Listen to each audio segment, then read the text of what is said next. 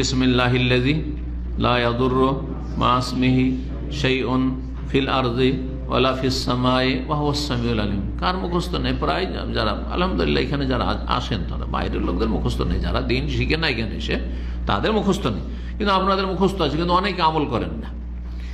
এই মর্মে উসমান রাদিয়াল্লাহু তাআলা বলছেন যে রাসূলুল্লাহ বলছেন, মা মিন আবদিন ইয়াকুলু ফি সাবাহি কুল্লি ইয়াউমিন ওয়া মাসা, কোন বান্দা যদি প্রতিদিন সকালবেলা সন্ধ্যাবেলা বলে বিসমিল্লাহিল্লাযী লা ইয়াদুররু মা ইসমিহি শাইউন ফিল আরদি ওয়ালা ফিস সামাই ওয়া হুয়াস সামিউল আলিম সালাস মাররাত, তিনবার, লাম ইয়াদুররুহু শাই, কোনো কিছু ক্ষতি করতে পারবে না, জাদু ক্ষতি করতে পারবে না, জিন শয়তানও না, মানুষ শয়তানও না, আর সাপ বিচ্ছুত না, কোনো কিছু ক্ষতি করতে পারবে না।